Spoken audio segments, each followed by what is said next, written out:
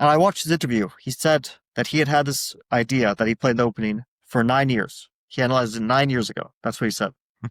Which to me was interesting because 9 years ago, this was not on my radar.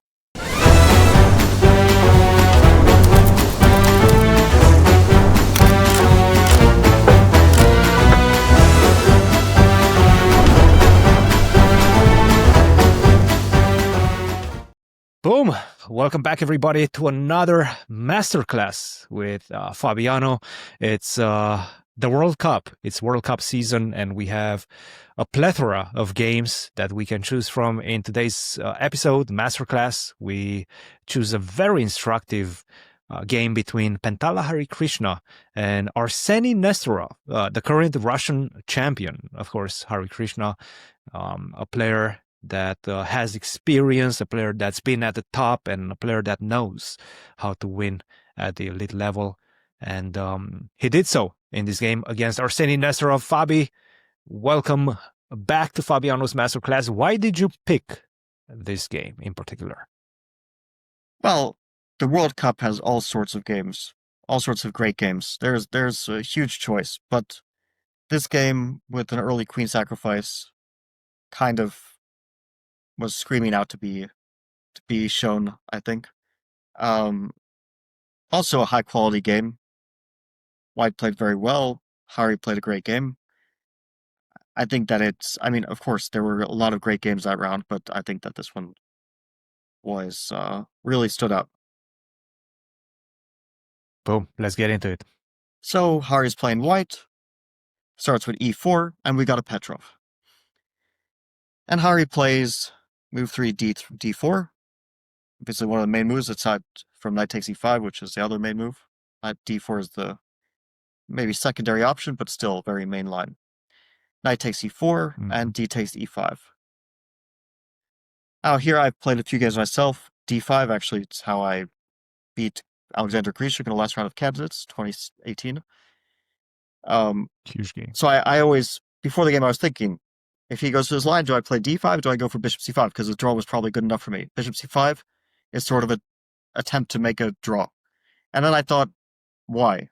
I mean, I can try to memorize a lot of theory, try to make a draw. Instead, I want to play a normal game. It was a good decision. I played d5. 3 times I've played this. Actually, once against Hari, which is ironic. Maybe it's ironic. But that was a rapid game. How did you do against Hari? I won a rapid game against him. Good. What was that, like some match we played in 2019, I think. I think, if I'm remembering correctly. Anyway, so instead Nesterov plays bishop c5, which is a very direct, obvious move, attacking f2. You cannot comfortably defend it. So basically, this line is known, and the theory of it is that black tries to, by pure analysis, force a draw. It's trying to kill the game. There's a famous game between Teodorov with the white pieces against Rajabov, in which Rajabov basically lost in about 30 minutes because he missed one move deep into the theory and had to resign, more or less. Yeah, I mean, that's what actually happens very often in these lines where black tries to kill the game in very sharp and dangerous lines, is that very often you forget one detail, you lose. And that game started with bishop c4, move 5, which is the main line by far, allowing knight takes f2, but then you play bishop f7, king f7, queen d5. The king has to go up to g6, because king e8, bishop g5 is bad. King g6, queen c5, knight takes h1, black is up a rook. But white plays knight c3, and has ideas like bishop g5, knight d5, long castle. Black's king is on g6. And to me, it's a bit surprising that black is actually okay here, but it is considered a forced draw in a variety of different ways. As you mentioned, Rajabov did lose this, which could be its own theoretical chapter. How to, I've thought about it, how to find a try against this line, and there are some tries, and then basically the whole hope is, does your opponent remember or not? That's it. If your opponent remembers, they make a draw. If they don't, they lose, which is actually great equity, if you think about it. I mean, I don't risk, and I can actually just win the game on the spot, which is what happened between Teodorov and Rajabov. Hari played a very rare move, queen to d5, instead of bishop c4. And I watched his interview. He said that he had this idea that he played the opening for 9 years. He analyzed it 9 years ago. That's what he said. Which to me was interesting because 9 years ago, this was not on my radar at all. Even in 2018, when I was playing the Petrov, this was not on my radar. Although perhaps you could say it was because I didn't play bishop c5. I played d5. I had seen that recently this stuff had been played, that he played in the game. But that he actually knew it 9 years ago is very impressive. Now, that he chose to not play it 9 years ago but stay, I think is because when he probably first analyzed it, I'm just assuming, but I think it's a safe assumption. When he first analyzed it, I assumed that computers showed it as being some advantage for black. And these days, computers show it as being equal, 0, 0, 0 in many lines. And that gives you a lot more confidence because the line that he played sacrifices a queen. It starts with the move queen d5, but his plan is already set in motion that this move he's planning to sacrifice a queen. And in those resulting positions, now engines show that they're just equal. And I don't think that was the case 9 years ago. So probably the new engines gave him more confidence to try this out. Anyway, bishop takes f2, king e2, and f5. Now, the fact that black survives here, doesn't lose knight on e4, is based on the following tactic. If capture en passant, knight f6, attacking the queen e5, and king f7. And now king f2, knight g4. So black remains a pawn up here, only because of this fork. You can also play king f8, but king f7 is better for whatever reason. Doesn't matter. Well, probably because you want to get your rook on. Yeah, but there's knight g5. You provoke knight g5. Anyway, it's some nonsense which we don't care about too much. Because Hari didn't take on f6. He played knight c3. Now the point of this is that if black plays knight takes c3, b takes c3, the bishop on f2 is attacked, and if bishop to b6, bishop g5 wins a queen. Not what you want. So after knight c3, black does have a way to avoid winning the queen. Because, okay, he played c6. That wins white's queen. He could have played bishop b6. The best move. The best move. He could have played bishop b6, knight e4, fe4. White takes back and regains the pawn, but the king is on e2. On the other hand, black's game is also not very good. So it's actually rather dangerous for black here. Although for the uninitiated, I would assume, like even for very strong players, they would have no idea who's better. Because anything could be. I mean, white's king is on e2, black's king is on e8, but bishop g5 is a threat, black can castle, so there's all sorts of considerations. But I believe that Nesterov probably knew something about the position, and he played c6. Although... Well, he played it very fast, so he must have known something. He probably knew something. But he probably didn't know it in great detail. He still has an hour and 31 minutes. Yeah, he probably knew about the existence of queen e5. So after c6, perhaps he didn't know the queen sacrifice, which Hari played, initiated by knight takes e4, leaving the queen hanging. Black is obligated to accept the queen sacrifice, cd5, knight d6, and has to go to f8 to avoid bishop g5 check. And white plays king f2. White has 2 pieces for the queen. On surface, that's waiting for black. But the knight on d6 is basically the only reason that white actually has full compensation. The knight cannot be attacked by a pawn, which means that it cannot be kicked off that square. Not only in the near future, but also in the far future, it actually cannot be kicked off that square. Black does not have a dark squared bishop. And also a lot of black's pawns are on light squares, like the f5 pawn and d5 pawn. So that means the dark squares are chronically weak. You cannot fix that. The only way that black controls dark squares is with the queen. The issue with the queen is that if it gets attacked, it has to move. It's not a bishop. It can't trade itself off for white's dark square bishop because then white would just be up a piece. So the queen, although it is a tremendously strong piece, it does have that issue that it gets bullied. It gets kicked around. That is the basis for white's compensation. On the other hand, it's the queen. It's not that simple. Like, you can have all the compensation in the world, but still the queen is a monster piece, and obviously black's queen is going to get active pretty soon, and it's going to cause some trouble. Now, you could tell me how much time Nesterov spent on his next move, because I'm curious how familiar he was with the position. He played knight c6 about 3 minutes. Not that much. Yeah, maybe he still knew something. Now, knight c6 is probably the best move, but b6 is also tempting because it prepares bishop to a6. Because black's main problem piece is the bishop on c8. It's blocked in by the pawn on d7. You can remove the pawn from d7, so you have to play b6 at some point, or b5, and get the bishop out. This was an option, but white could play bishop d3, bishop a6, take on f5, win a pawn, and still there's full compensation, and white has regained a bit of the material. Just a little bit, but every bit counts.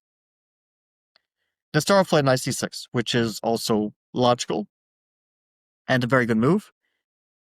Not only does it develop the knight, which is in itself good, just without any other consideration, but also it opens up ideas of knight takes c5. For example, let's play some random move c3. I play knight takes c5, knight e5, queen b6. And I win the knight on d6, and white's entire compensation falls apart instantly. Which is why Hari played his next move, bishop to e3. It stops queen b6 ideas. Now, Hari was obviously still in preparation. Very logical move. It's a very logical and a very good move. Here, Nesterov had a big choice. And we're not going to get too much into the details of his choice, but we can go a little bit into what's happening in this position just so we understand, because it's obviously very chaotic. Black needs to do one of two things. Either it needs to get rid of the knight on d6, tactically, with knight takes c5 ideas, or it just needs to ignore it and get the bishop away from c8 by playing, for example, some kind of b5. We'll see that in various versions. It's even possible here, although the computer doesn't like it here in this particular position, but it is even possible on this move. Now, first let's think about how to get rid of the knight on d6 tactically. The first way is by queen e7, take on e5. Yeah, the first way is by playing queen e7, just attacking e5 directly. Actually a losing move. Very, very interesting, because it's not obvious that it's a losing move. Bishop g5 happens now. The queen has to go to e6, and I play bishop to f4. So I stop knight takes c5 threat, and I also provoke your queen to go to e6, where it's vulnerable to knight g5. However, you could stop that with h6, and white simply plays h4, and the engine says, you're just losing. The reason why is that the queen is actually just bad on e6. It's going to get attacked with bishop d3, bishop takes f5, and if knight to e7 to protect that pawn, knight d4 comes, so it just gets attacked like mercilessly, and if d4 to give it some space, bishop c4 comes, and no matter where you go, your queen on e6 just gets attacked. So that's the first thing that tells us why black can't go to the king side with the queen, why the queen is bad on e7, and also shows us a bit of white's compensation. Now, a much better move is queen to c7. Same threat, knight takes c5, and forces white's hand. Knight to b5 here. There's no other way to get rid of the knight takes c5 threat. Now the queen goes to a5, and white plays bishop d3. Sorry, you said knight b5, yeah? Knight b5, yes. Mm-hmm. Queen goes to a5. Yes. And bishop to d3, attacking f5. Although you're not threatening it directly, you are going to maybe play knight d6 again very soon. For example, a6. You can just go back to d6. And now I threaten the pawn in f5. So just a useful developing move. And here, very important for black to play d6. Very important move. I just want to get rid of that bad bishop. So, sorry, can you repeat the last move that you mentioned after a6, knight d6, or? No, instead of a6. I lost you for a second. Yes, after bishop d3, now g6, or d6. d6. d6. d6, just to get rid of the bad bishop on c8.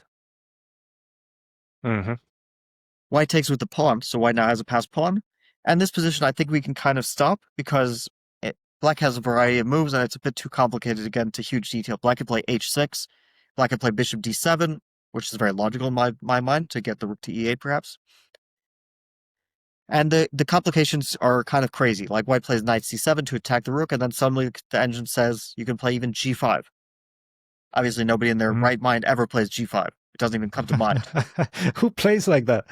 But like that? You can. Okay, this is crazy chess. You can't play rook c8, for example. Rook c8 loses. g5 is equal. Queen b4 is equal. I mean, just to give you an idea. But anyway, that's... Once you get the bishop activated from c8, you have different options. Yeah. Before you get the bishop activated from c8, your options are a bit limited. Like you can play queen c7. You can play the move in the game that he played, or you can maybe play f4. But f4 is also nuts because after f4, white takes the pawn. Black plays queen b6. Okay, you got a check for a pawn. First of all, you also have bishop c5, which is somewhat of a tempting move, right? You're That's what I was thinking setting too. up the bishop on this very, very annoying diagonal. It is tempting. It's actually not good because of knight e7. And on knight f5, there's d6. So some tactics work out for black. But this is not easy, right? No. It's very difficult. The position is very chaotic. It's very difficult to understand this position. I think that I would feel very uncomfortable with black. And honestly, I think that queen c7 might come to mind. It might. I'm not sure I would play it, but it might come to mind. d4 would come to mind. And probably something like b5 would come to mind. Those would probably be my top options if I think about it. I don't think f4 because I wouldn't understand why I'm giving this pawn. And I would be very scared to open the f-file because I actually see a future where white plays bishop d3, rook f1, and just attacks on the f-file. And that's a pretty scary future. Yep. It is. So let's get into the move he played in the game because it's also a fine move, and the move is d4. And here, Harikrishna played bishop to f4. He can also play bishop d2, but bishop f4 is a good move. To be honest, I don't know. They're both very testing. The evaluation is 0-0-0 in both cases, and in both cases, black has a pretty tough task. So I'm not sure what I would pick. I might actually maybe prefer bishop d2, but that's kind of stylistic. He played bishop to f4, which is also a fine move. And here, it was very important for Nesterov to do the following. Either immediately or after h6, h4, because after h6, white really needs to play h4 to stop g5. That bishop on f4 is really, really important to keep there, because it cements your entire dark square blockade. You have to keep it there. Yeah. So let's say black includes those moves, h6, h4, you have to play b5. You just have to. You can't play b6. Because b6, the bishop comes to c4 at some point. So you have to stop that, and b5 is away. And also, I think there's somewhere like queen b6, you need the option for queen b6. So you don't care about the pawn. The pawn on b5 is not important. You just activate your bishop. And this position, white can, for example, play a very quiet positional move like h5, parry knight h4, and still black has problems to solve. It's still not easy, but it is okay for black. For example, queen to b6, bishop d3. You want to avoid d3? Yeah. Only. Bishop to b7, knight to h4, knight to e7, just to show you some moves. Like, all these moves are kind of logical. Black got the pieces out, white was threatening knight g6, and it shows 0-0-0. Now, make of that what you will. I think it's still pretty tough to play this position with black because although you have gotten your pieces out, your king is still stuck, your rooks are still inactive, white just has better pieces. You don't have moves that obviously improve your position. Like, I'm just looking at the obvious moves for white. I can see a rook coming either to f1 or e1, the other one either to d1 or to e1. Like, I still have moves which seem very natural and improve my position. On the other hand, for black, I don't really see where you're going. You're not going to h7 because that's where the bishop is looking at. How are you going to make the connection between the rooks? I don't see that. I see some moves flashing on my screen recommended by the engine, bishop d5, followed by a5, a4, or like do something on the other side. They're not very obvious. Like, these are not natural moves. There's nothing easy here. But bishop d5 is a pretty good start because you can perhaps put the bishop on e6 or perhaps play bishop c4 to maybe trade some pieces off. Obviously, trades are in black's favor. Mm-hmm. And then maybe long-term king g8, rook f8, and eventually king h7 if you have the time to get all those moves in. Once you get rid of this bishop. Yeah. That's basically, but black is trying to consolidate. It's difficult because black's pieces are, honestly, a lot of them are really lousy, and they're not really attacking, while white's pieces are all attacking. So even in case Nesterov had found many, many good moves, it was still a tough position. But the next move he made is already a decisive mistake. Decisive? Wow. He played queen to b6. Very natural move, by the way, at least to my eyes. And the problem with this move is that after bishop d3, your main idea You're was saying decisive, but I just want to show that the bar that we're seeing right now, so this is the chess.com engine, it's saying that it's a slight advantage for white, 0.4 to be more precise. That's nowhere close to decisive. But you're telling me that this position is already a decisive advantage for white. well, okay, so I'll just kind of qualify it a bit, which with for me, decisive is maybe it's a little bit difficult. Like, okay, in chess you have 3 results: win, loss, draw. Now, can I definitively prove that white is winning here from like a higher power point of view? Like, if God asked me, could I say white is winning here? Obviously, I can't prove it. My engine shows like plus 1.15. And maybe I could leave that running and get an even more accurate descriptor of this position. Normally, when I see that kind of evaluation, I assume that if white plays well going forward, white will win. That's kind of like half practical evaluation, half objective. It may be objectively winning, but I don't know because we don't have full piece table bases, so I don't know what this evaluation means in terms of is it checkmate in 85 moves. No idea. Mhm. But What's the number your supercomputer gives you? like 1.15. Okay, Now, like that's if it was close to significant. if it was plus 3, I would tell you for sure this position is winning with best play from a higher power point of view. From an absolute truth, Yes. plus 3 is winning. 1.15, yeah, I have to qualify it a bit. I don't know for sure. But to me, that Sure. basically means that white is winning, especially in a practical sense. Understood.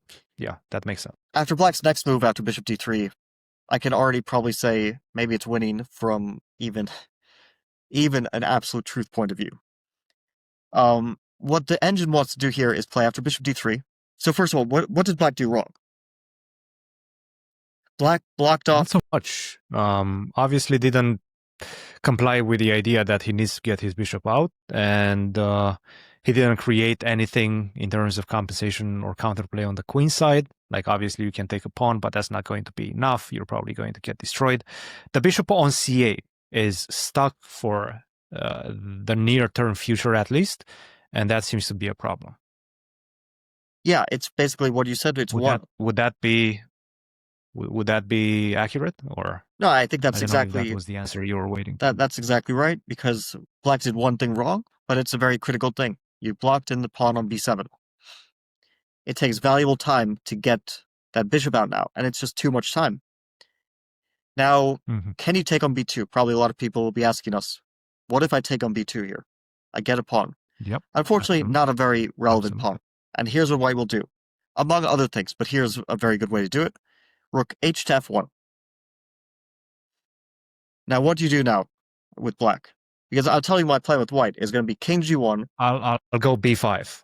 Okay, go b5. I need to get my bishop out. Get your bishop out. I play king g1. Now, the time you spend 2 tempi taking that pawn on b2.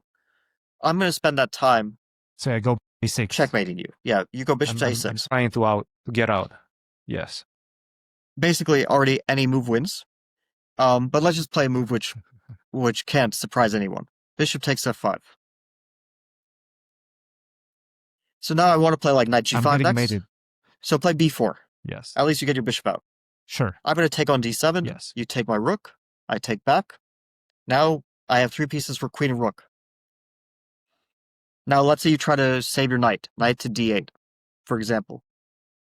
Yes. Yes. Like basically everything wins here, including, for example, bishop g5, knight h4, bishop c1. But what the engine likes most is e6.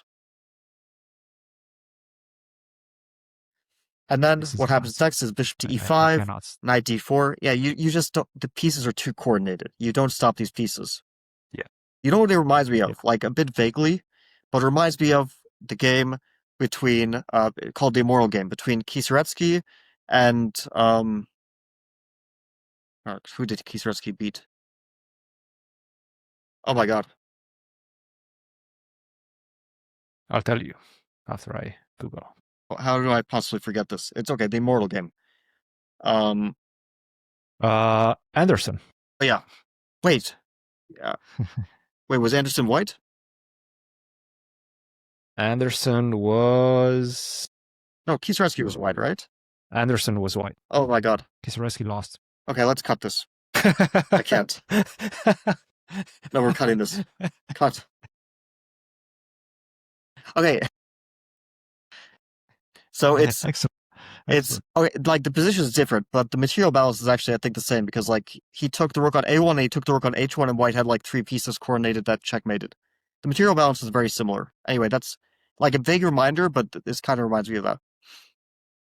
Yep. And definitely remembered the names of that the first try.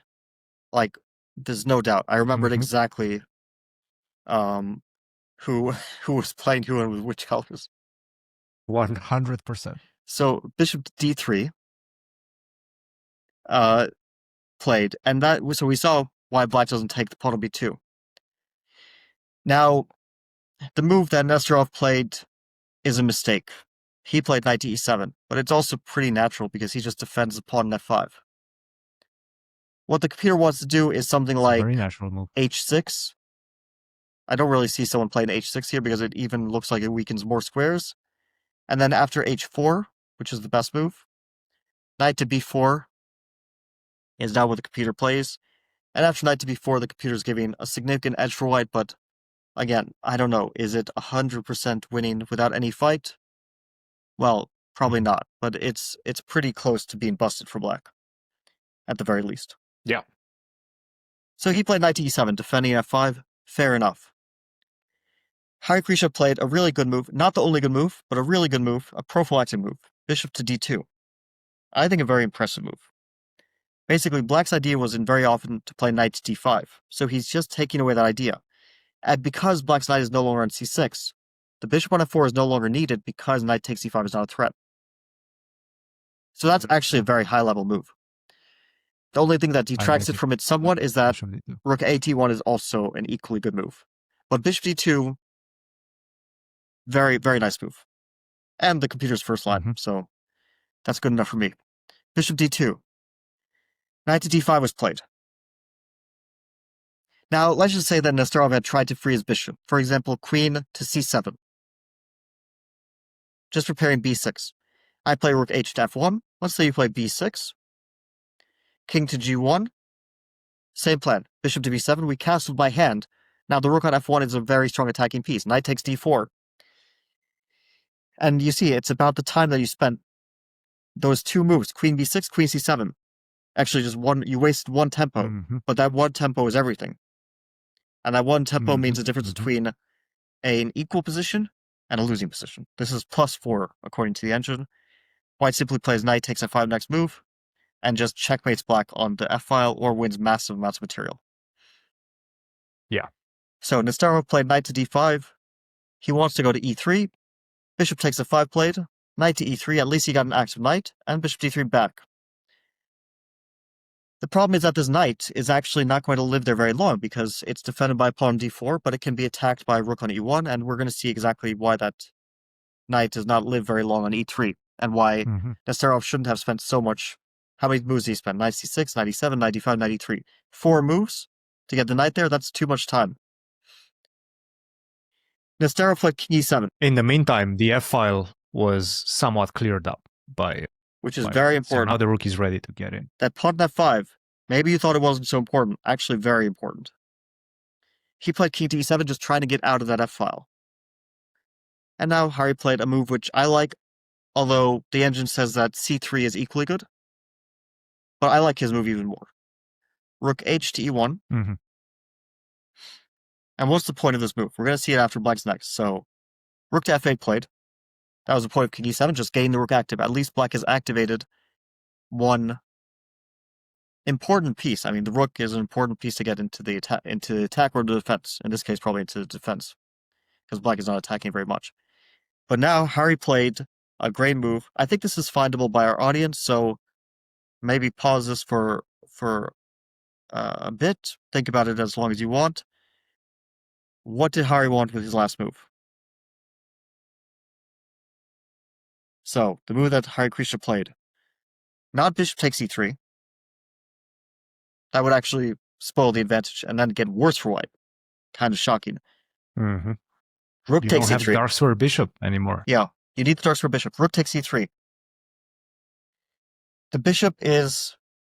Not only is it essential, it's also tactically just going to win massive amounts of material. But from a purely positional point of view, the bishop is just better than a rook. Because it can go on the dark square diagonals. And a lot of this position is based on diagonals. For example, here, queen takes b2, I play bishop g5. King e6, bishop c4, checkmate. So, you have to play rook f6. After rook f6, I don't even take it. The rook is not going anywhere. I play rook to e1. What do? You have no moves. Your rook is pinned. Your bishop can't move. Your other rook can't move. I mean, you're taking next, probably, and then promoting into a queen. Yeah, like, let's say you make some move like b5, trying to get the bishop active. E takes f6. Sure. Actually, everything wins, but king d6, f7. I mean, it's just too much. Rook e8. Rook e8, everything's falling apart. So after rook d1, which was threatening discover check, that's the important thing. It's just game over. Another line, queen to b6 after rook d1. I'll just show this because it's nice. Queen b6. King to f1. Sorry. So after rook e1, queen b6, king to f1. Yeah, not the only move, but let's just show king to f1. King to f8. Trying to stop that kind of pawn promotion that we showed. ef6. Yes. Queen takes d6. I take your knight, finally. And now, not the only winning move, but a very good one. Knight to h4. Threatening fg7 and knight f5. So you see, all white's pieces are attacking, and black's queenside is still at home. Knight f5 and fg7 is just a deadly threat, and if you take, bishop h6. King g8, bishop c4, and to avoid mate on the back rank, you have to play queen e6, and then you're just up a piece. So, yes, the tactics just kind of flow in this position. It's actually not too difficult, I think, even to find them, because they just kind of flow from a position of strength. Yeah. Nesterov played rook takes f3 instead of queen b2, king f3, and now queen b2. His point is that after bishop g5, he can play king to f8 now. Sorry, actually, his point was not to play king f8. He played king d6. King e6. If he played king to f8, he had kind of cleared the square by sacking the rook on f3, but then rook to f1, queen e5, and king g4. And you see, king g4 is not the only move, but okay, it's a nice discover check. And you see how very nice move, though. All white's pieces attack, and black's pieces are just not playing. They're just not in the game. King g8, bishop c4, and just like the other line, to avoid checkmate on the back rank, queen e6 is necessary, but that's just a piece up. That's why he went to the center, king to e6. I mean, definitely they both saw king f8, rook f1 is completely hopeless, so king e6. Now, kind of the nicest way to win would have been bishop c4, king e5, and then rook d1. And the king on the center actually just gets checkmated there, unless you sacrifice your queen. You have to play something like queen c3, king g4, queen d4. But even in the endgame, your king doesn't actually get any relief, and also your pieces are still just stuck at home, and now you're also down material, so there's no good news for you there. But what Hari did is also good. I mean, it's not quite as nice, I think, to chase the king all the way to the center, but you can't be critical of the move rook to e1 that he played. It threatens checkmate in 1 with bishop c4. And if you try to run... He has to go b5? If you could try to run king d5, I mean, it's an attempt. Yes. But after king d5, I play bishop to e4. You can't keep running. King c5, bishop e3. Actually, it's a nice tactic, so I'll show this. King, bishop e3, king b4. And now, not the only move, but a nice one, rook to b1. Queen b1, c3. Finally winning that queen. And in the end, black has all the old problems. The pieces on the queen side are frozen, but also you're down material, so it's just game over. Completely. And also after bishop b4, just to show like one file, you can go to e6. You can try to go back because now there's no longer checkmate in 1. But now I pick up the pawn on h7 and I renew the checkmate threat. And to be honest, I just start collecting things. Like it's just one. Go from behind. Yeah. Yeah, it's just one thing after another. I mean, the game doesn't end immediately, but it's kind of an eternal attack. So Nesterov played b5 instead of king d5. And now bishop to f5 came. King d5 only moved, bishop to e4. White is cashing in. King e6, bishop to a8. Now white is actually up material. So black has kind of solved the issue of his queenside pieces in the sense that he lost them. So I guess that solves the issue in one way. But not the probably not the way you want, because now no. The issue for black is that you are down material and you are also still getting attacked because your king. But you're still getting, you're a few moves away from getting checkmated again. Yeah, you're not getting checkmated, but it's at this point it's a slow attack because I don't have to rush. I'm out material and I'm attacking, so this is just a slow process. Yeah. Queen c3, he gave a check. Rook to e3, took on c2. He gave this check so that he would have a check on d1 in the future, which he gave after bishop b4, queen d1. But after king g3, that was the last check. And I mean, we could just see how the tactics kind of flow here. Like bishop to a6, I play bishop to f5, king d5, rook d3, winning the queen. So two pawns, you just have nowhere to run with your pieces. White's army is too strong, too coordinated. He played queen to h5, and after h4, he did resign. Here he's attacking the bishop. But Hari is ready with his h-pawn. He's about to move his h-pawn. And he plays h4. And opponent resigns. Probably he saw that, for example, after the move bishop to a6, trying to not lose that bishop at least. White can play bishop to f5, king to d5, rook to d3. Actually, it's hard for me even to... You don't want to take the pawn. Yeah, to be honest, I mean, bishop takes d7 also. It's... take the pawn and e6? Yeah, I mean, I was going to say rook d3, king e5, and then bishop f4, king f6, bishop g4, and eventually you win the queen like this. Oh, but good enough. But to be honest, I like your solution even more, because then I just promote my e-pawn, and that's pretty good in my book. Yeah. So after h4, he did resign. Yeah. And I think it was a very decent time to resign, unlike Wesley. It... Although, again, with a bit of a rough one. No, but look at him. No, he feels so sad. Oh! No!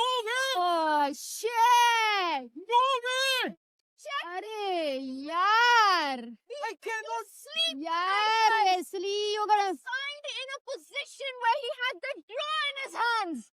Yeah, I shouldn't pile on, but that it actually wasn't easy for Wesley to save that game. To imagine that you can actually draw that. I mean, I can imagine many people would resign there. I could also imagine many people would resign after h4, and that's what he did in this game. And that was a nice game. Brilliant game. Brilliant game by Harikrishna, but also I think the story behind it, the fact that he had to wait 9 years to unleash this idea with queen d5 and kind of the symbiotic relationship between us and the computers, right? Because we didn't have the confidence to play this outside of, let's say, a blitz game. Nowadays, the computer shows 0-0-0 in most of the lines, and then you have the confidence to play, and you get a winning position a couple of moves after you sacrifice your queen, just because it's so difficult to relate to this type of position as black as defender. You just simply don't know where to look. There's too many things coming your way, and it's very difficult to handle all of that pressure. Nesterov, who again is a very good player, grandmaster, quite young, current Russian champion, sure, without the participation of all the top names, but still the Russian champion, and he couldn't handle it. So very nice game and very well conducted attack by Harikrishna. Yeah, I think that it's Cool. also one of those, like, yeah, go ahead.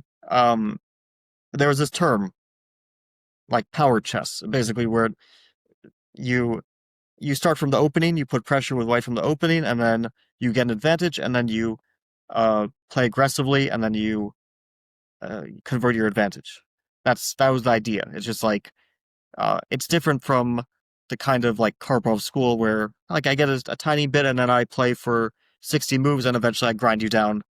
Or how Magnus, like small advantage but keep at it, and that's actually the modern way of playing. Is I don't really get an advantage from openings. It's hard to do, so I just play a long game, and eventually, if I'm the better player, I will make that felt. That's the idea. So games like this are rare these days. They used to happen a lot. People would get stuck caught in prep, and then they would get a bad position, and then their opponent would clinically mop up, which is what we saw in this game. These days it doesn't happen so often. So I like to see it every once in a while that you have like an opening idea, execute it. It's sharp. It reminds me of my game against Hikaru from 2016 London Classic. Queen Sacrifice also in that case for 2 pieces. You kind of have like this opening idea, execute it, and then convert. From the other side, from Nesterov's side, as strong as he is, you play a line like Bishop C5, you have to know it in absolutely insane detail. You have to know, you just have to know everything about it, and you have to remember it. That's the risk with the line. You could do this stuff. It's risky. You can play moves like Bishop C5, but you just have to know every single detail about the line so that you don't get caught. And he even kind of knew the position, right? He played C6 quickly. He knew a little bit, but not enough. And you get caught in prep. Like you could be the greatest genius in the world. It doesn't matter. You're gonna wind up in super big trouble because it's just too difficult to play this position against an engine. I'm sort of curious. So you looked at it with an engine. Obviously, if you go deep enough, it's going to show 0-0. But at the beginning, when you first show it to the engine, does it give black a slight advantage in the first few moves? Like a 0.3, minus 0.3, minus 0.4? Or what's the assessment? When I first put Queen D5 on the board, it shows minus 0.3. And that's because it doesn't go for the queen sack. It actually goes for a different move on the way, which it thinks is playable for white, but yeah, a bit worse. And once you enter the queen sack? Once I get to the position after c6, now it's starting to say queen sack, not a bad idea. It's about the same as not sacking the queen in that position, which is still about, on a low depth, about minus 0.3.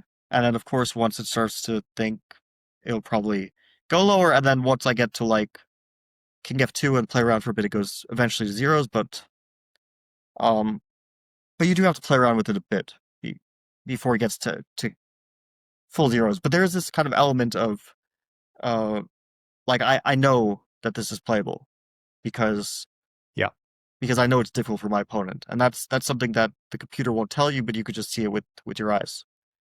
Like the position after bishop to e3. I just know that this will be tough for my opponent because he has. I can explain why, or maybe I don't even have to. But it's kind of an intuitive thing, and it's also because I know that he has 5 different options here, and they all look kind of logical, and he's gonna just struggle to separate those moves. And there's not much to really go by. Develop my bishop. Okay, I think about b5. b5 is not a very good move, for example. These kinds of things. So, or for example, b6 after bishop to e3. It's a move, but already the engine says maybe white's a tiny bit better here. So I already feel I have something to kind of nibble on, at least something analytically to nibble on before I decide if I want to play this or not. And the only line which the engine shows is kind of a bit better for black is queen c7, knight b5, queen a5, that line that we discussed, where he gets d6 in. Yeah. So let's say he plays all those moves. He plays d6, ed6. Sure, there's some risk in his position. I mean, there's also a lot of moves for black. I can't analyze everything. I can't remember everything. I'm going to have to be on my own at some point. On the other hand, he already had to make 5 difficult moves. Position is objectively equal, and I know a little bit more about it than my opponent. That's good enough for me. And evidently it was good enough for Harikrishna, and honestly his choice was very smart, and earned him the point. And his play after the preparation, I assume that his preparation was over after queen b6, which, because it's a mistake, and probably he wasn't analyzing mistakes too seriously, was his play after that was also very, very good. So I know. Yeah. just a really good game.